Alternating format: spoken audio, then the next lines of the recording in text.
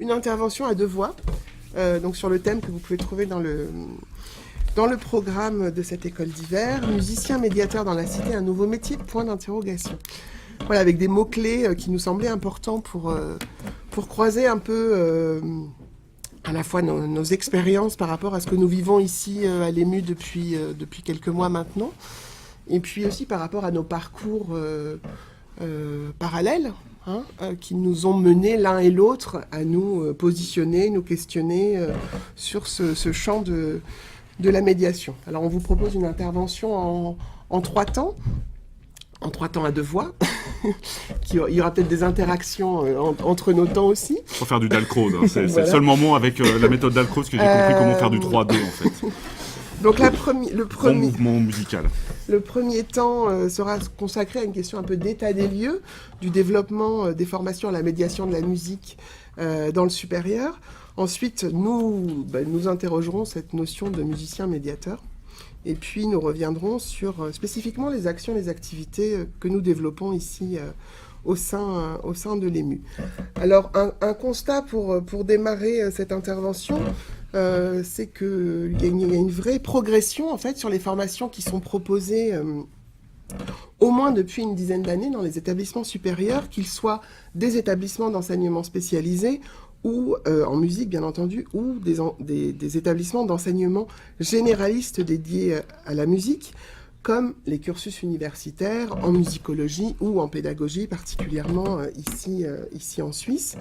Ces établissements peuvent proposer soit des modules spécifiques ou des formations totalement dédiées à la médiation. On y reviendra bien sûr en fin de journée avec mes collègues Catherine Rudan et Hyacinthe Ravet, avec qui nous avons mis en place à la Sorbonne un master en médiation de la musique qui avait été préalablement initié. Aujourd'hui, c'est une journée formidable par l'Orchestre national d'Île-de-France dans une première vague au début des années, au milieu des années 2000, on va dire.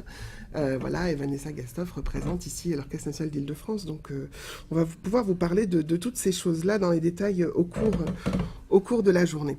Et puis, ce qui est tout à fait intéressant, c'est que parallèlement, les ensembles vocaux, les orchestres déploient de plus en plus sur tous les territoires également des actions de médiation. Alors c'est déjà des choses qu'on a un peu évoquées hier et Thierry l'a un peu aussi évoqué tout à l'heure, hier avec les groupes des étudiants français et québécois, c'est que le plus souvent ces actions vont être appelées actions pédagogiques, activités artistiques et culturelles et de temps en temps médiation, mais de plus en plus médiation. Et c'est ça. Mais vraiment, quand je dis de plus en plus, c'est vraiment à partir depuis cette année qu'on commence à voir, 1 ou 2 ans, mais peut-être que Jérôme... il y a des personnes dont le poste est spécifiquement intitulé médiateur de la musique pour un orchestre, pour un ensemble, etc. Tu pourras nous donner des exemples. Voilà. Et ce qui est d'autant plus intéressant, c'est que du point de vue des institutions, alors Thierry a bien présenté la manière dont, pour moi, ça a été une très très agréable surprise de comprendre à quel point le terme même de médiation était inclus dans les politiques ici, à la fois donc fédérales, cantonales et locales, ce qui est assez... comme d'ailleurs au Québec, j'avais pu observer à travers des textes spécifiques la manière dont des groupes dédiés à la médiation, des groupes de recherche, des universitaires, beaucoup de personnes s'emparaient de ces questions-là, et puis même dans les travaux, les publications universitaires, on se rend compte ô combien les Québécois ont publié énormément de choses sur ces domaines-là. Mais ce qui est tout à fait...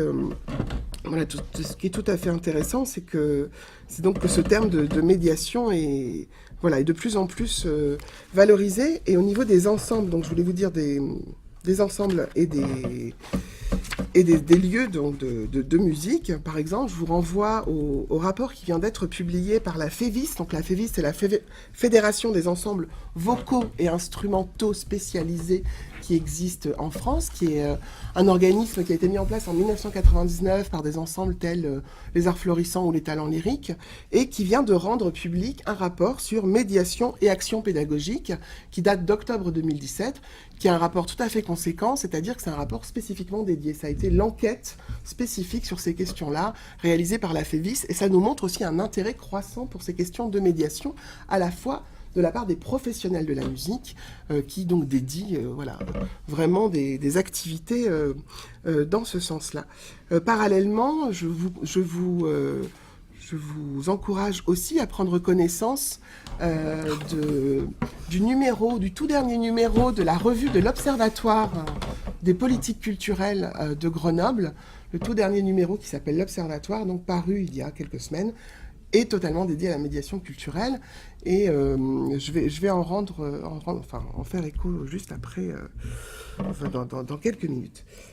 Alors, pour vous donner quelques exemples, non pas du point de vue de l'université, puisque mes collègues parleront de cela tout à l'heure, mais du point de vue donc, des organismes de formation supérieure d'enseignement spécialisé, il est tout à fait intéressant de voir, par exemple, comment se positionne en France, je prends pour l'instant l'exemple de la France, le Conservatoire national supérieur de musique et de danse de Paris et de Lyon. Je vais particulièrement vous parler de celui de Paris, qui a mis en place à partir de 2009, donc on est vraiment dans ces dernières années-là, une option, donc une discipline complémentaire optionnelle, très précisément, dédiée à la médiation, mais qui a été rendue obligatoire à partir de 2015 pour les étudiants en 2e cycle de musique de chambre qui doivent, depuis 2015, effectuer un concert de solidarité, voilà les termes très exacts de cette formation, en lien avec une association, et peut-être plusieurs depuis, mais en tout cas au démarrage en 2015, c'était avec, et même l'année dernière, me semble-t-il, avec l'association Tournesol, qui était tournée vers la médiation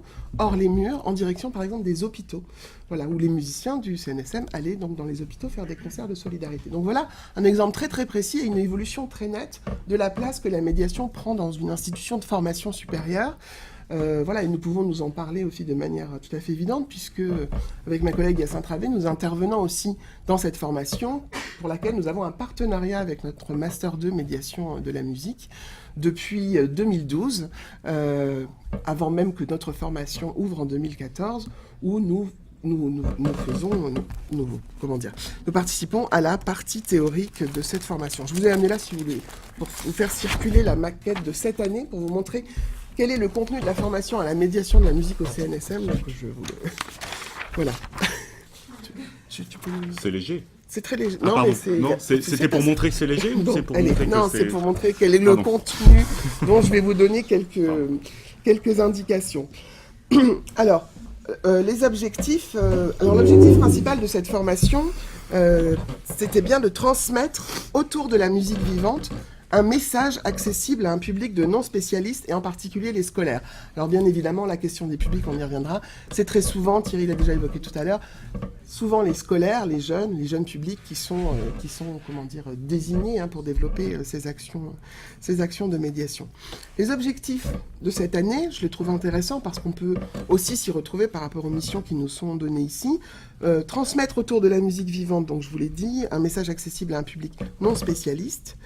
Comprendre les enjeux sociaux de la transmission de la musique à une diversité de publics, envisager la carrière de musicien avec une compétence de médiation, ça c'est vraiment, je crois, un des points centraux de ce que nous faisons également ici à l'EMU, acquérir des méthodes de médiation performantes et adaptées en fonction des publics, être en capacité d'animer un atelier musical en milieu scolaire, dans le champ territorial, ou dans le secteur de la santé et du handicap. C'est là où les missions aussi dédiées à la formation à la médiation au CNSM se développent, en particulier sur la question des territoires, qui est très très très importante aujourd'hui dans la politique culturelle française, mais vu la configuration telle que je peux en tout cas l'apercevoir et la comprendre ici en Suisse, cette question des territoires est aussi très très importante dans le développement des outils et des actions dédiées à la médiation. Et puis enfin, être en capacité de concevoir et mettre en œuvre une présentation de concert adapté à un lieu et un public donné. On voit que le format concert reste un peu le format académique ou classique ou traditionnel de la médiation. Mais ce qui me semble intéressant, c'est qu'à partir de ce format, évidemment, le penser, le développer et voir comment on peut l'aborder. Mais ce qui est aussi un tremplin pour aller vers d'autres formats. Ce qui est tout à fait intéressant, c'est que, on l'a déjà éprouvé, en particulier dans notre formation à la Sorbonne, mais ici aussi, c'est des choses qu'on développe, de multiplier les formats. Il n'y a pas que et Jérôme va vous en parler juste après, il n'y a pas que le format concert-médiation qui se prête à ces formations-là. Je voulais aussi vous donner 2 autres exemples. Non pas le CNSM, alors peut-être, mais j'ai regardé plutôt à une autre échelle, le CRR de Lyon, donc le Conservatoire à rayonnement régional de Lyon, a un partenariat avec la licence de musicologie de l'Université Lyon 2, avec un parcours spécifique médiation, donc dédié à ces questions. une spécialisation qui se fait à partir de la 3e année de licence. Voilà, avec un encadrement. Alors, on est là dans un module de médiation d'une 20aine d'heures de pratique à la médiation musicale. Ça pose la question des appellations, que nous avons largement débattu avec nos étudiants de la Sorbonne, mais sur laquelle je me permettrai de revenir juste avant de donner la parole à Jérôme. Parlons-nous de médiation de la musique ou de médiation musicale quand on enseigne ce champ spécifique-là. Je voulais aussi juste vous donner l'exemple d'un autre type de formation qui est la formation des musiciens intervenants. Alors je sais qu'ici, il y a à peu près l'équivalent dans les formations des musiciens qui sont formés pour aller justement dans les écoles pédagogiques vers les écoles. Nous avons en France ce diplôme universitaire de musiciens intervenants. Et je vous en parle parce que justement, dans le dernier numéro de l'Observatoire des politiques culturelles, Sylvie Pébrier, qui est en charge de ces questions de médiation au ministère de la Culture en France, vient de faire paraître un article sur les enjeux de l'évaluation de la médiation. Et elle cite le CFMI, donc le Centre de formation des musiciens intervenants, comme un exemple très important pour comprendre justement quel est le profil type du musicien médiateur aujourd'hui dans la cité, et que la formation au CFMI est très très intéressante de ce point de vue-là.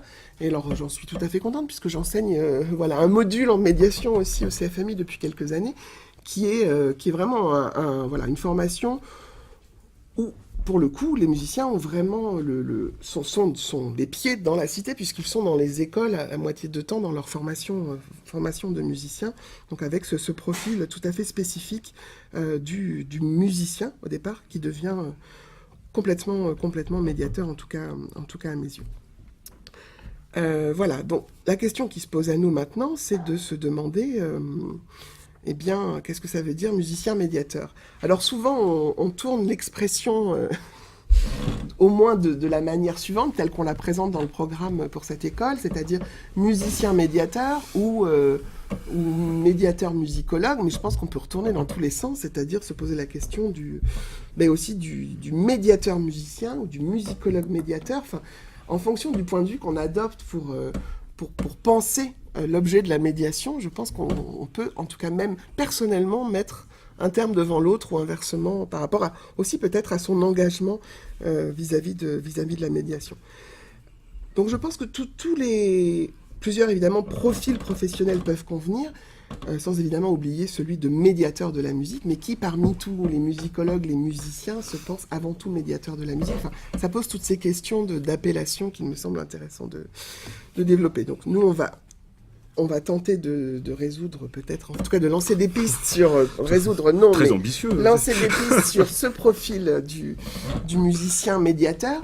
Et j'en viens par exemple à cette précision qui est donnée, ces termes que vous pouvez trouver aujourd'hui sur le site internet pour le coup, là, cette fois, Conservatoire national supérieur de musique et de danse de Lyon, qui nous dit, donc sur son site d'accueil, je cite, « L'émergence professionnelle des musiciens passe par l'exigence de la scène et le croisement des expériences qui contribuent à l'épanouissement des vocations artistiques vers les publics. » Donc cette expression, elle pourrait ne pas être là, mais elle est là, puis elle est à la fin du... Voilà, c'est le message final de cette expression. Donc cette idée, comme le soulignait évidemment très bien Thierry tout à l'heure, les nouvelles missions du musicien sont vraiment de penser dans leur formation cette question des publics, à qui on s'adresse, pour qui on fait pour qui on est, en fait, on veut exercer cette profession. Donc penser, pas avant tout, mais penser avec, et puis penser peut-être de manière tout à fait importante. Quelle place on donne à cette réflexion-là? Je vais vous donner l'exemple d'une étudiante que nous avons cette année en Master 1 à la Sorbonne Nouvelle, qui a fait tout son cursus au CNSM en France et à Paris, et qui, après avoir échangé autour de ces questions de la médiation avec une autre étudiante qui avait participé à ce cursus, dit mais c'est formidable. Elle ne l'a pas fait elle-même, mais elle s'est du coup inscrite en médiation de la musique chez nous. Elle dit mais après toutes ces études, je me suis rendu compte que c'est ça que je voulais faire. C'était être au contact des publics, c'est échanger, c'est vivre plein d'expériences, etc., etc. Donc elle est passée par des expériences en lycée, par d'autres expériences dans des associations et Maureen. Et voilà, enfin, c'est un témoignage assez étonnant parce que voilà, c'était bon. Il y aurait plein d'autres exemples à vous donner depuis ces années où on s'intéresse à ces questions. Donc il s'agit bien, dans tous les cas, de comprendre les liens, les interactions qui peuvent se jouer, se négocier entre médiation et création. Et je mets médiation avant création. La création sous-entendant bien, évidemment, quand je pense à la création ici ou ailleurs, quand je pense à la musique, l'interprétation, évidemment, fait partie de la création. Quand on est dans un spectacle de musique entre les lignes ou toute autre forme de concert-médiation, les artistes, interprètes sont aussi des créateurs du moment du concert-médiation. Et ça, c'est très important aussi de le souligner. Parce que quand on pense à l'artiste médiateur, on peut penser à l'artiste qui est seul, solitaire, avec son objet de médiation. Non, là, il s'agit vraiment d'un groupe. Il s'agit que chaque acteur musicien aussi se pense comme un créateur d'un projet de médiation. Et ça me semble important. J'ai déjà peut-être beaucoup trop parlé. Non, c'est passionnant. Ça marche. Alors, je voulais vous citer juste, voilà, pour terminer peut-être, 2-3 petites, deux extraits de l'article de Sylvie Pébrier dont je vous parlais à l'instant. Elle nous dit, pour souligner l'importance de cette mission pour le musicien, il s'agit de penser de développer des modules de formation, donc ce que nous sommes en train de faire, ici ou ailleurs, aussi bien continue qu'initiale, et d'encourager aussi la recherche portant sur les actions de médiation, en particulier pour les jeunes artistes, dont la médiation sera un des volets d'activité, aux côtés de la création-interprétation, et là elle met bien les deux termes en écho, et de la transmission pédagogique dans les conservatoires. Ce qui est intéressant aussi, c'est de voir comment, et c'est tout un défi pour nous, comment on peut à la fois réfléchir sur la médiation et sur la pédagogie, comment l'une et l'autre peuvent s'articuler, qu'est-ce qui inclut, enfin voilà. Il y a toutes ces questions-là qui me semblent tout à fait intéressantes, et je suis ravie de voir les collègues des hautes écoles pédagogiques qui sont ici, de Fribourg et de Lausanne, parce que c'est des questions qui commencent à nous mobiliser aujourd'hui ensemble pour réfléchir à ces questions spécifiques de pédagogie et de médiation. Donc voilà cette première idée. Et puis enfin, spécifiquement adapté aux musiciens médiateurs, qui est l'objet de notre propos, le discours de Sylvie Pébrier me semble tout à fait intéressant. L'action de médiation, dans ce sens-là, c'est aussi le cas, je pense, pour tous les autres médiateurs de la musique, mais là, peut-être que ça a une force encore plus grande, est envisagée ou doit être envisagée comme une expérience sensible, subjective et intersubjective. La fonction de l'art y est alors d'être médiatrice de cette expérience, ce qui vient infléchir et enrichir la perspective traditionnelle où l'objectif de la médiation est d'accéder à l'art. Donc je trouve que ça c'est intéressant de voir comment on se situe en tant que musicien spécifiquement par rapport à son art. Et je conclurai d'un mot pour dire que après toutes les expériences, à la fois enseignement, mais aussi j'ai encadré beaucoup de recherches autour de la médiation à la Philharmonie de Paris pour des ensembles musicaux, etc. Ce dont je me suis rendu compte, c'est l'importance en effet qui doit être accordée à l'art musical. C'est-à-dire qu'il me semble que pour qu'une médiation soit totalement réussie, qu'on soit médiateur de la musique ou musicien médiateur, il faut vraiment mettre la musique au centre de sa médiation. Et pas la question sociale ou la question économique ou financière ou communicationnelle, ou etc., etc. Je pense que plus on sera recentré sur l'objet musical avec ses spécificités, et c'est un autre débat, on pourrait faire un colloque sur en quoi la musique est un objet spécifique de médiation. Évidemment, c'est très très important de ne jamais oublier la spécificité du musical, de la musique, du langage musical, des esthétiques, des musiques au pluriel, etc., etc. Tout ce dont on parle depuis un an avec nos étudiants. Mais cette question-là, pour moi, elle est absolument centrale. Si on rate le cœur de notre métier, c'est-à-dire la musique, enfin le cœur de notre métier au sens large, je pense que la médiation est aussi ratée. Et que tout le monde a accès à la musique, après ça dépend les outils qu'on se donne, la manière dont on... etc., etc., etc. Voilà, je vais me taire et je vais laisser la parole. C'est une très bonne transition, merci. Puisque c'est, effectivement, en tout cas avec les étudiants que j'accompagne, parce que je pense que c'est plutôt ici au sein de la Haute École, je découvre moi-même mon propre métier. Alors je dois avouer que je vis en France et je suis expert en Blablacar maintenant, je suis très fier de moi. Et que les gens que je croise, plein de gens, hein, des joueurs de poker professionnels, des étudiants en mathématiques ou des doctorants ici à Lausanne qui traversent la frontière, me demandent « Et vous, qu'est-ce que vous faites ?» Alors je dis « Je suis professeur en médiation pratique ». Alors il y a un petit silence généralement, donc je dois expliquer. Je suis pas sûr totalement des fois de savoir complètement ce que je fais. Parce que c'est un laboratoire en fait. Voilà. Je n'ai pas une pédagogie complètement installée, je ne peux pas. Et que nous avons en charge, à travers différents dispositifs au sein de l'école, des cours à option, des cours entre guillemets obligatoires ou des projets, finalement un ensemble de profils très larges de musiciens, alors qui vont ici pour l'instant du domaine classique et jazz, pour les accompagner dans leur démarche. Et c'est vrai que régulièrement, à chaque moment de cours, on peut se positionner sur qu'est-ce que je dois dire, comment je fais les choses, et j'essaye de quand même recentrer à un moment donné sur quelle matière musicale vous avez envie de défendre.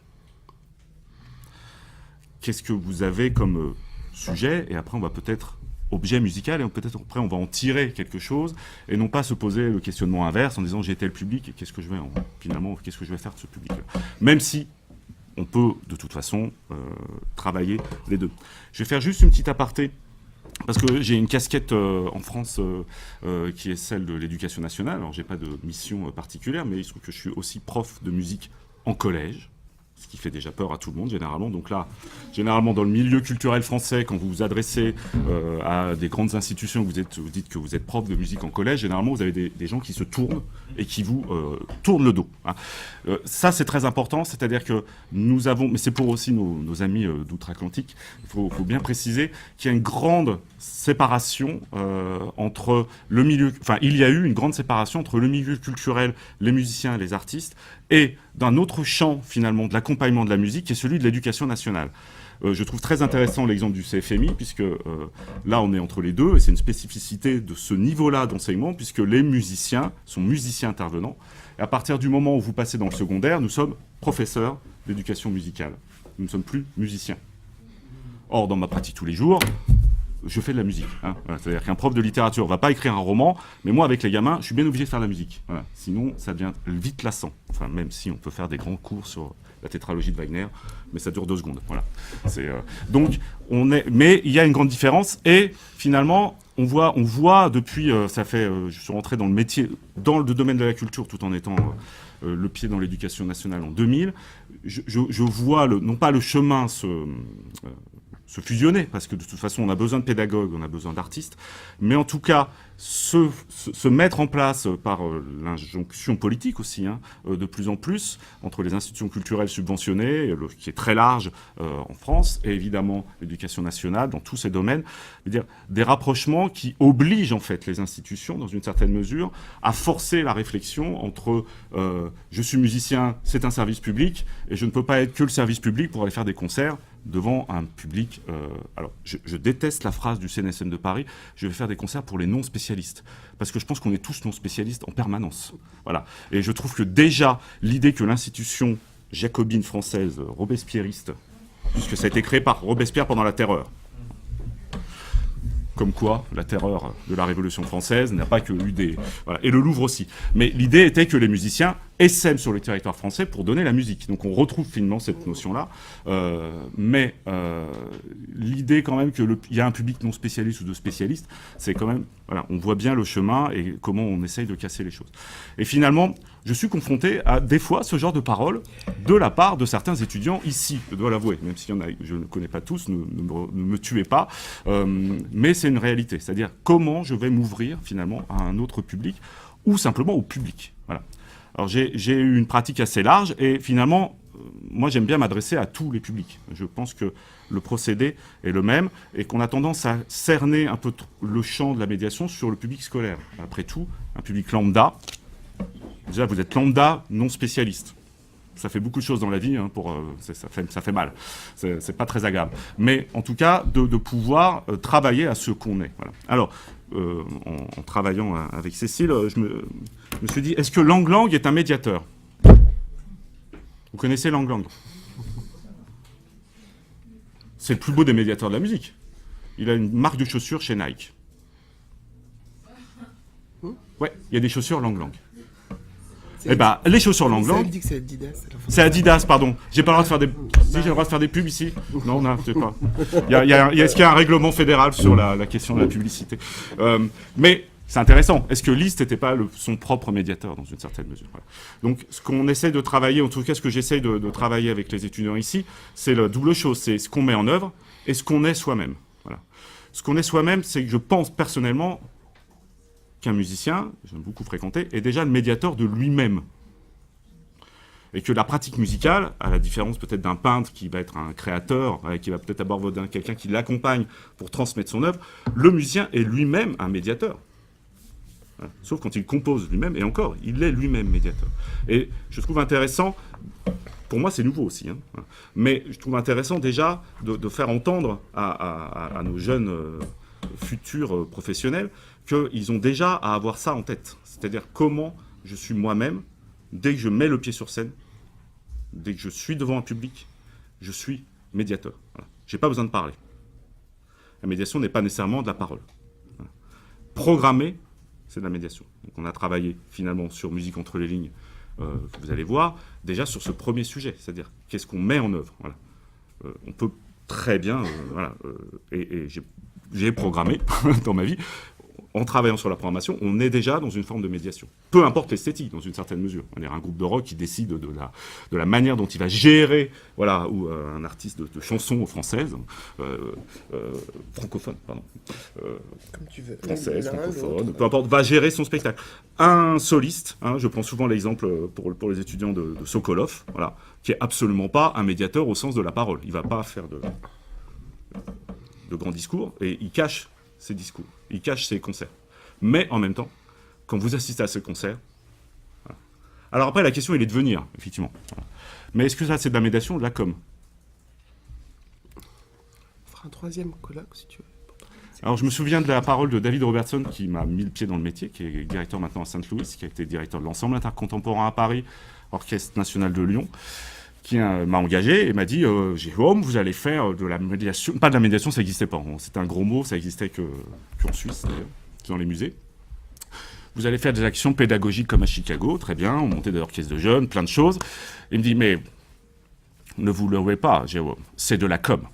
Alors d'abord j'ai fait oh quand même, vous savez le pédagogue, voilà, fonction publique, fonctionnaire, c'est inadmissible. Puis effectivement. Alors après, jusqu'où est la frontière mais on est un peu le communicant de soi-même, voilà. Donc jusqu'où est la frontière. Mais je pense que pour nos étudiants, nos futurs étudiants, cette notion-là est très importante. Alors notamment, par exemple, on a travaillé sur un projet ici qui se fait avec la Espace 2, qui est une radio publique, qui s'appelle la RTS aussi. Enfin, l'ensemble, c'est la RTS, c'est la radio télévision suisse. Donc ça, c'est l'ensemble, voilà, qui a failli disparaître il y a quelques jours. Il y a eu une votation, voilà, qui a sauvé, voilà, puisqu'il était question de supprimer la redevance en Suisse sur l'audiovisuel public. Et donc, Espace 2, qui est une radio culturelle, un peu équivalent de France Culture en France, a un projet de concert en public. Voilà. Et là, l'idée, elle n'est pas de travailler finalement sur le fond, mais d'accompagner en fait les étudiants sur la manière dont ils vont eux-mêmes déjà transmettre ce qu'ils ont à faire en dehors de scène. Voilà. Et c'est un projet passionnant. On se dit au début, est-ce que c'est de la médiation? Je me suis moi-même posé la question. C'est vrai que c'est une question qu'on a. Et finalement, ne serait-ce que déjà proposer son projet, écrire, transmettre autrement que déjà par son contenu. Et c'est un acte pour moi. Alors après, on peut mettre de la médiation toutes les sauces, ça vient. Mais en tout cas, un acte, je vais dire, d'enseignement, voilà, où j'ai accompagné ces étudiants à transformer. Alors j'ai dire, c'est du pré-Lang Lang. Ce Lang Lang, c'est l'aboutissement total. Lui, il fait des chaussures de tennis, donc on peut faire déjà des cours dossiers pour la radio, mais c'est déjà assez important. Et donc d'avoir quand même toujours cette idée de fond qui est naturelle chez certains musiciens, qui ne l'est pas pour d'autres, parce que je pense que de toute façon, par son parcours, quand on est un musicien spécialisé, je veux dire, on a tellement aussi de choses déjà à faire pour soi, pour arriver au top, parce que c'est vrai que si on veut être professionnel en ayant un niveau extraordinaire, ça demande un investissement très fort. Et qu'on n'est pas nécessairement du coup toujours ouvert en permanence. Voilà. Et qu'il y a peut-être à un moment donné une étape, et c'est peut-être l'endroit ici, le temps une fois qu'on a déjà certaines certitudes, de pouvoir commencer à ouvrir en fait la boîte. Certains l'ont naturellement, parce que c'est une démarche qu'ils ont acquis depuis très longtemps, ou c'est leur nature. D'autres finalement ne l'ont pas, hein, et il y a pas de, je ne fais pas de sociologie des instruments sur la question, hein, ça n'a rien à voir, mais c'est plutôt, je pense, des questions de nature. Voilà. Donc ceux qui sont naturellement ouverts... Nous, on aurait dit de culture avec Hyacinthe, parce qu'on est sociologue de la culture, Ouais. et que tout est un peu acquis dans Oui, c'est vrai. Ouais. dans ces choses. Mais bon, D'accord. Ok, oui, mais je veux éviter les caricatures et les typologies Oui. grossières. après, on peut débattre. Bon, alors, nature, top. c'est pas... Ah oui, et Bon, j'ai dit une oublié, bêtise. Dans la boucle, évidemment, il y a aussi Irina, et Voilà. un peu Catherine. et- Bref, en tout cas, ce que je trouve intéressant, voilà, c'est ça. Donc de travailler déjà sur l'idée qu'on est déjà soi-même porteur de la médiation et qu'on travaille après à peut-être être médiateur. Et ça franchement, ça dépend des gens. Voilà. Tout comme, finalement, on n'est pas obligé d'assister à une visite guidée dans un musée. On n'est pas obligé d'aller à une conférence avant d'avoir un concert, on peut y aller tout seul. Le musicien doit avoir conscience qu'il vit dans un monde multiple et qu'il y a plein de choses. Il peut faire le choix. Peut-il vraiment, maintenant? C'est ça la grande question. Voilà. Il peut le faire le choix. Je ne suis pas sûr que son futur métier soit complètement disponible et ouvert. J'en connais, hein, et je connais des jeunes musiciens qui, dans certains orchestres français, sont complètement fermés à toute option d'ouverture des publics. Hein. Ils sont, hein, n'est-ce pas, Vanessa voilà. Voilà, fréquentez pas mal. Bon, c'est comme ça. J'observe que les jeunes générations essayent, hein, voilà. Mais c'est vrai que les dispositifs les accompagnent et faire le choix. Alors, est-ce que c'est un nouveau métier? Ça, c'est une grande question pour moi. Et j'ai pas la réponse. Ah bah, Voilà. bravo. Alors, ce que j'ai imaginé, enfin, ce que j'expérimente en fait ici, et que je pense que Cécile aussi avec moi, c'est effectivement de travailler sur et la posture et la transmission en fait, et de la posture du musicien et en même temps du contenu, voilà, à travers donc différents. Alors, Thierry m'a confié un projet qui au début m'a un peu interpellé, m'a dit il y a un cours présenter son instrument. Alors je fais ça va quoi, présentation d'instruments. Alors d'abord c'est interdit dans l'éducation nationale en France, on ne parle plus des instruments, on parle du timbre, de la couleur. Voilà, bon. Oui, je fais des grands gestes, attention. Voilà. Bon, en même temps, effectivement, pour éviter la question organologique, parce que c'est vrai, si j'arrive comme ça devant vous en disant « Bonjour, c'est un violon, ça fait sol, ré, la, mi, c'est une touche et des cordes », généralement, au bout de 3 minutes, tout le monde s'en va. Voilà. Donc, du coup, je trouve ça absolument passionnant. Voilà. Et c'est une vraie question et un vrai démarrage sur ce projet-là, parce que ça engage qu'est-ce que je suis devant un groupe, et en même temps, qu'est-ce que je vais mettre comme nature et comme objet pour, non pas parler simplement de l'instrument, mais pour effectivement ce que, pour le coup, l'éducation nationale en France a évoqué dans ses programmes, c'est-à-dire à quoi ça sert un instrument. Voilà. Quel est son jeu dans la musique, quel est son jeu dans un répertoire, comment, finalement, moi, je suis musicien, comment j'adore jouer ça, et comment je peux le jouer dans plein de musiques différentes du monde médiéval à nos jours. Et finalement, d'engager une réflexion autour d'un appareil théorique, parce que Cécile les accompagne, et d'une pratique, c'est-à-dire, alors, médiation pratique, qu'est-ce que c'est? J'avoue que je ne sais pas encore complètement ce que c'est. Thierry, tu me diras. Mais de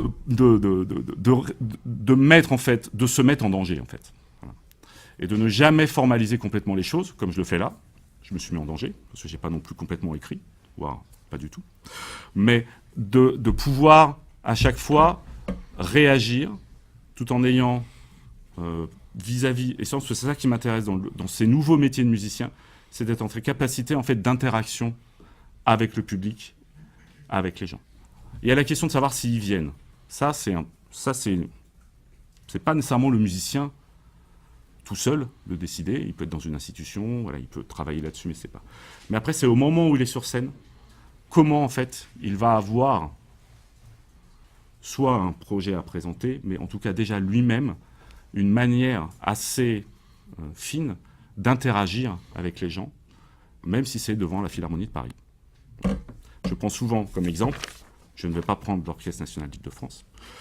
Je prends souvent l'exemple de l'Orchestre Philharmonie de Radio France, j'espère qu'il n'y a personne, mais peu importe. Quand vous avez sur scène des musiciens en noir,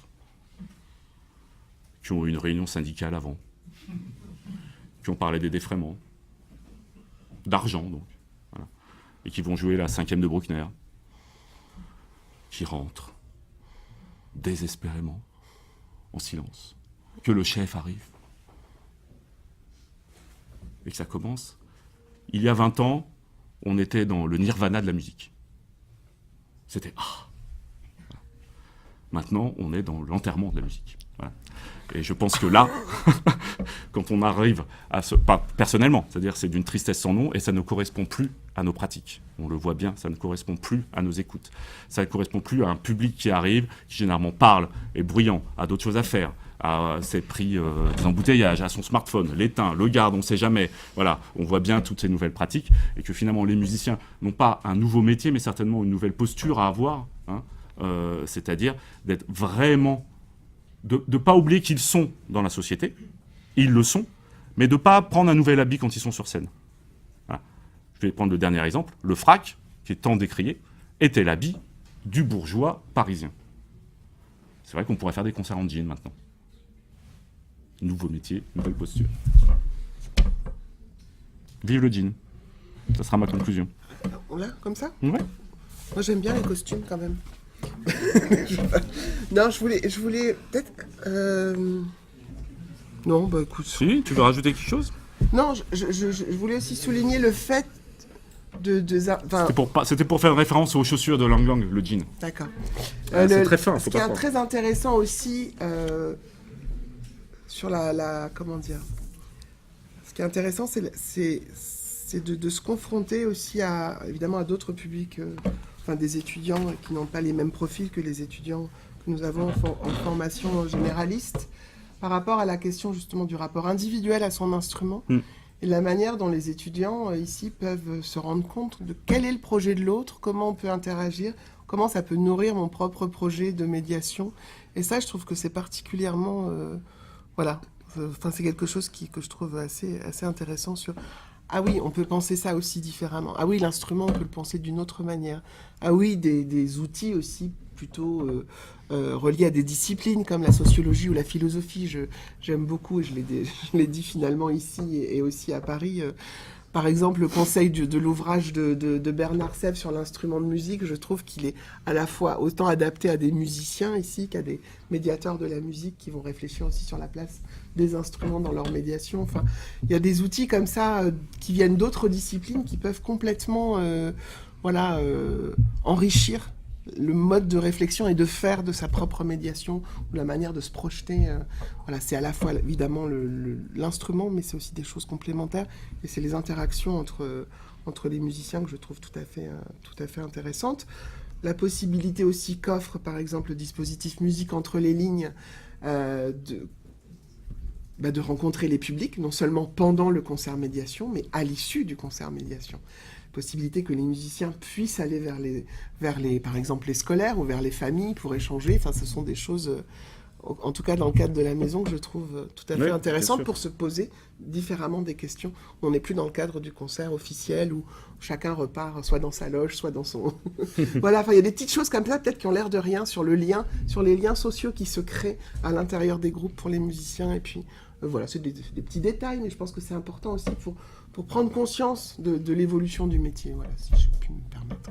Oui, la dernière chose qu'on voulait dire aussi, c'est l'évolution qu'on souhaitait donner à ça, à partir de l'année prochaine, sur non seulement accompagner les étudiants sur les projets de médiation dans l'institution, mais à l'extérieur, avec l'envie de développer un module autour de la thématique musique et société, avec des partenaires extérieurs pour faire des médiations. Voilà, c'est des choses qui se font déjà pas mal sur d'autres territoires, mais venant un peu comme ce que le CNSM développe finalement, en lien avec l'hôpital en Île-de-France. Mmh. Mais pour compléter, j'ai échangé avec un collègue ici. La difficulté dans cet enseignement pour des jeunes musiciens, en fait, c'est la question de la pratique. Alors, c'est pas la médiation pratique qui est en jeu là, c'est comment je pratique en fait. Voilà. Et on voit bien que quand après on est en dehors finalement de l'institution, je vois bien passer beaucoup de gens et beaucoup de projets, c'est-à-dire qu'est-ce que j'ai testé en fait, tout simplement, comment j'ai éprouvé en fait ma propre expérience vis-à-vis d'un ensemble de public en fait, et c'est bien là la grande difficulté. Voilà. C'est-à-dire que quand on fait son récital d'audition, voilà, on est dans une forme tout à fait cernée, carrée, qui effectivement même va dire évite en fait ce rapport, en tout cas ne cherche pas à le construire de base. Et donc comment en fait en permanence, et c'est ce qui motive ma réflexion, enfin une autre réflexion actuelle, c'est comment on met des étudiants en situation de pratique avec filet. Voilà, puisqu'une fois qu'on n'y sera pas... Après, ce que j'aime bien dans la médiation, c'est de se planter aussi. Des fois, ça ne marche pas. Voilà. Alors après, quand il y a 1500 gamins et que ça ne marche pas, c'est plus compliqué. Voilà. Donc et même quand il y en a 10, c'est plus compliqué. Mais en même temps, c'est bien les moments dans une haute école, justement, de musique, de pouvoir tester beaucoup de choses. Voilà. Et ça demande effectivement beaucoup d'implication des jeunes entre eux. Et c'est vrai que Musique entre les lignes, par exemple, est un vrai... un projet vraiment passionnant, puisque ça permet de tester en fait les choses. Et puis qui sort aussi de l'école. Enfin, déjà, qui sort de l'école, oui, bien sûr. Voilà, donc on va s'arrêter là. Peut-être que vous avez des questions.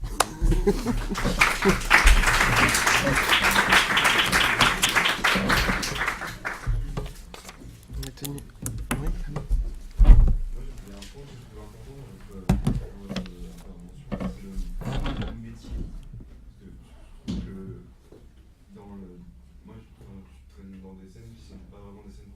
C'est pas un métier d'être musicien, ni d'être médiateur dans ces scènes-là. Je trouve que dans ces scènes-là, c'est des endroits où les deux sont forcément liés et sans que les personnes s'en rendent réellement compte.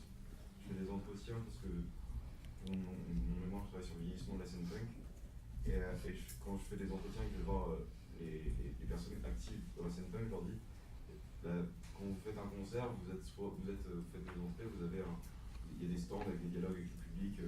Parle de la scène punk sur scène, vous êtes en train de dire de parler de politique, vous parlez aussi de faire des groupes, de ce que ça crée dans la vie, de tout ce qui est d'expliquer les chansons, d'expliciter un peu tout ce qui se passe. Il y a un rapport très humain d'essayer un peu de cadrer aussi le public, de lui dire non, ne votez pas comme vous voyez dans l'équipe, les gens c'est des cascadeurs. Essayer d'être respectueux vis-à-vis de tout le monde. Enfin, je trouve qu'il y a un vrai dialogue qui s'instaure qui fait que du coup il y a ce lien musicien médiateur qui est un peu forcé dans ce genre de scène et de milieu. Et je pense que le fait que ça soit pas un métier aide à ça aussi. C'est qu'en fait, le fait qu'on fasse ça par loisir, par plaisir, fait qu'on a envie que ça se passe forcément bien et qu'on n'est pas blasé et qu'on n'arrive pas avec comme un cauchemar. Non mais je blague, hein, c'est carré. Ouais, mais c'est intéressant.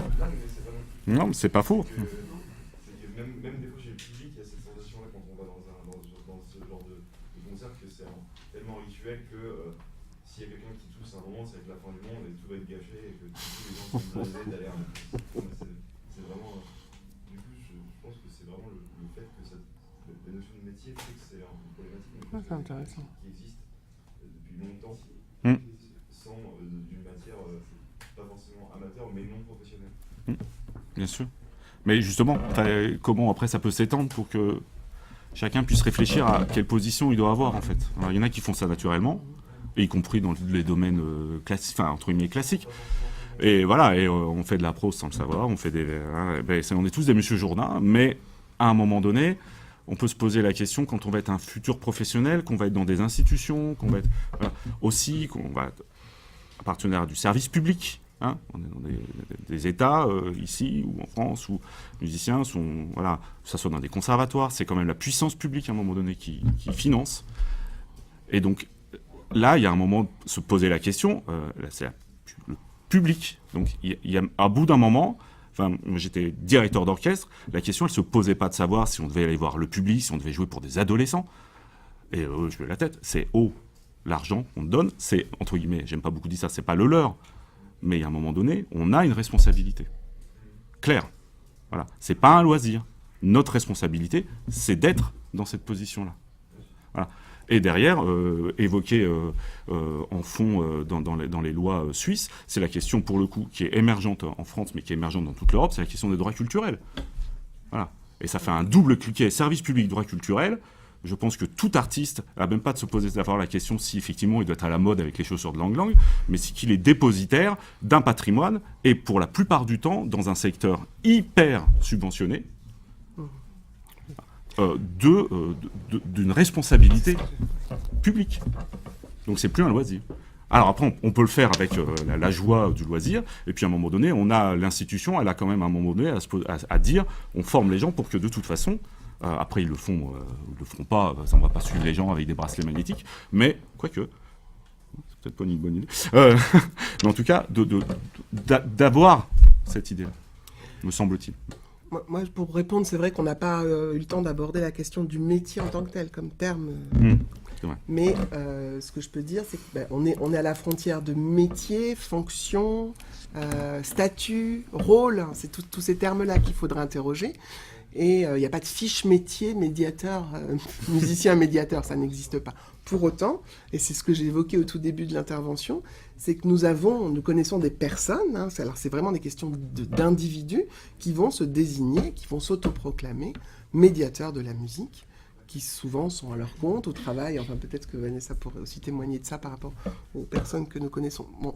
Alors c'est intéressant de voir comment on s'affiche aussi, comment on s'identifie, comment on s'auto-détermine médiateur de la musique. Et ou musicologue, et ou... Enfin voilà, c'est des choses qui sont associées. Et il y a un gros travail, là vous pourrez aussi lire ça dans le dossier auquel je vous ai renvoyé tout à l'heure, autour, vraiment là je crois qu'en particulièrement sur la médiation de la musique, ces prochains mois, ça va beaucoup bouger au niveau des institutions françaises, qui vont peut-être déployer des outils dans ce sens-là. Il y avait Pierre-François, puis après... Je vous remercie pour votre intervention à deux, ça démystifie bien les choses.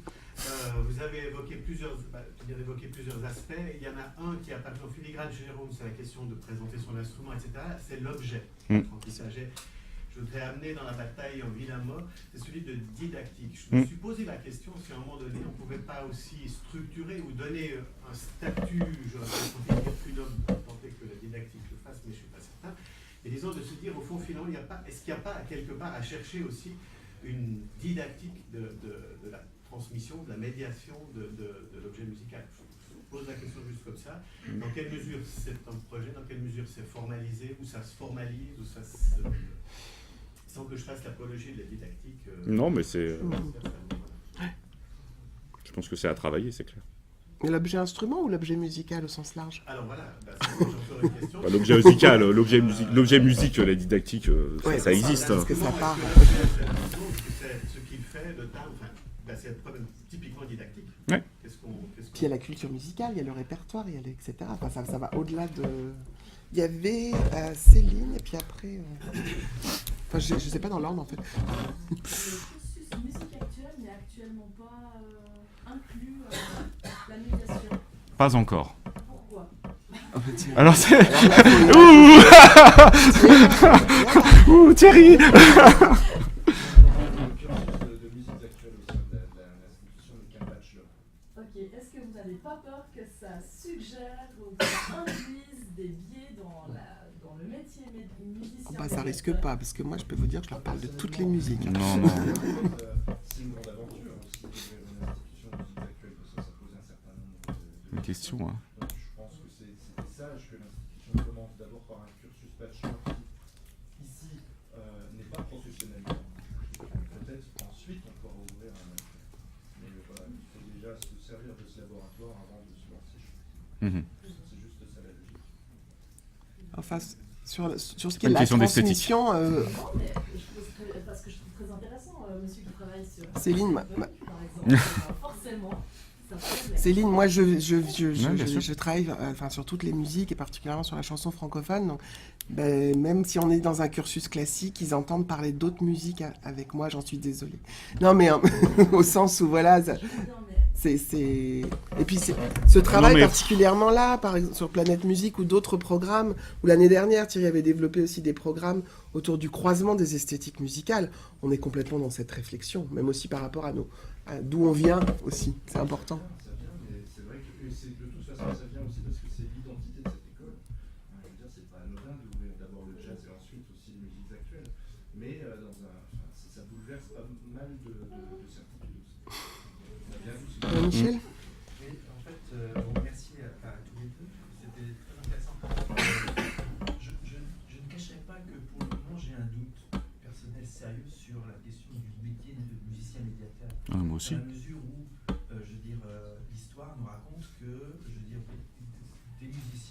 l'ont été sans avoir suivi de cursus spécialisé, ça n'existait pas à leur époque. D'autres, à la même époque, ne l'étaient pas. Donc la question soulevée de qui est l'artiste, de ses affinités avec le discours, par exemple, etc., peuvent rentrer en ligne de compte.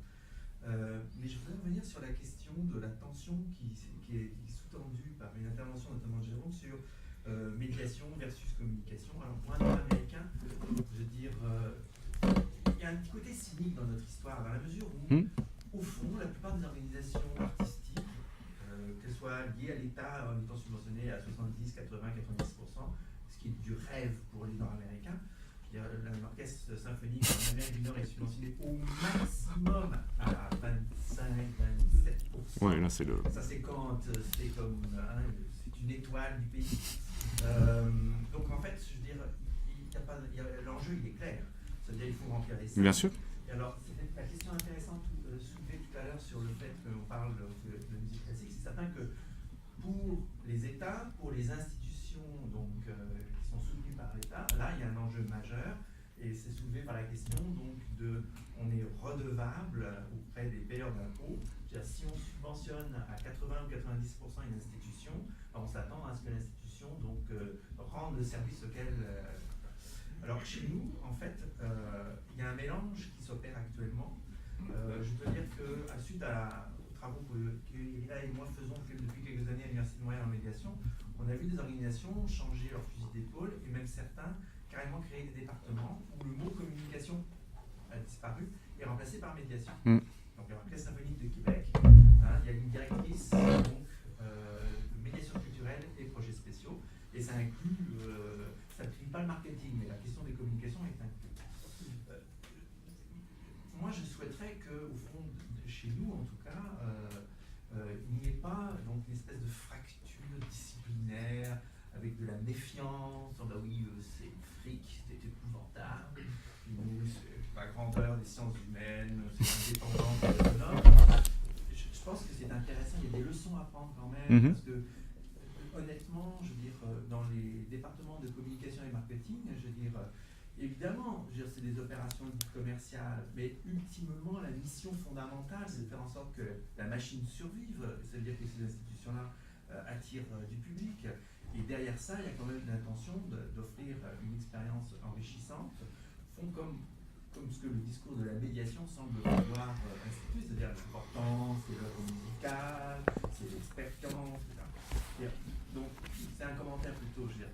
Moi, j'ai plutôt tendance à me dire que la médiation doit être plutôt donc, une manière d'englober différentes expériences, d'aborder cette question donc, de la relation entre artistes et public au pluriel de toutes sortes de manières différentes et en tenant compte des contextes. Je veux dire, donc, c'est certain que pour l'Europe, c'est plus facile pour beaucoup de pays européens de créer peut-être une distance compte tenu du mode de financement des arts. Clairement. Et dans le reste du monde, c'est absolument pas comme ça fonctionne.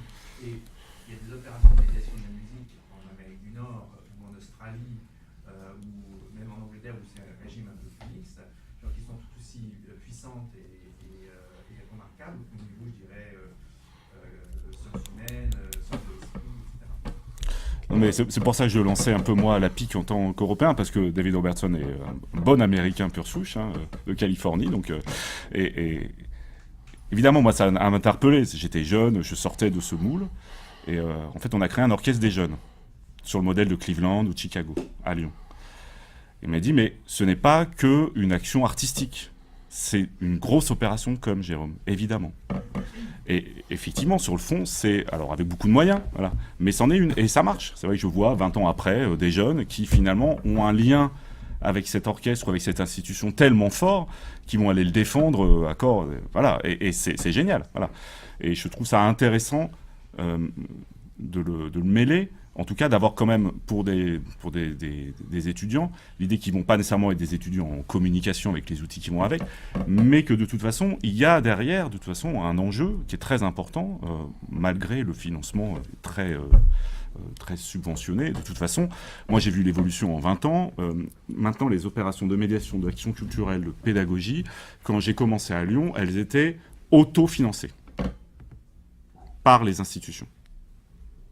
Je pense que c'était pareil DIF, on a commencé à peu près ensemble. Donc, on fait des projets avec des compositeurs, des choses incroyables, 3 créations, 12 classes, des trucs sur un an. Voilà. Maintenant, mes collègues qui sont encore, ils s'appellent médiateurs d'ailleurs. Nous, on avait créé un département qui était complètement lié à la direction artistique, ce qui était unique en France.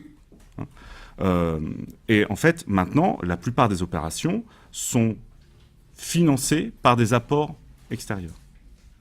Donc ça engage de toute façon ces réflexions, parce que voilà, on est obligé d'y aller. Voilà. C'est-à-dire c'est plus l'institution qui se prend en charge, c'est le dehors qui finance. Et en fait, s'il n'y a pas, ça n'existe plus. Ce qui est un peu, du coup, une vraie problématique, je pense, en Europe.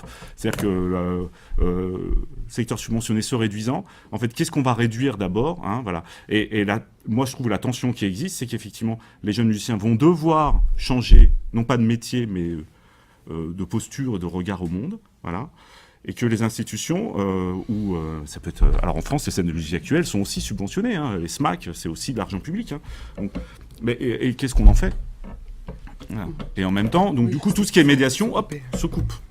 Donc c'est un enjeu compliqué. Il faut qu'on arrête là, je suis désolée, je voulais juste dire d'un mot, remplir les salles, oui, mais avec quel public au pluriel et de quelle manière? Bon, voilà. Point d'interrogation.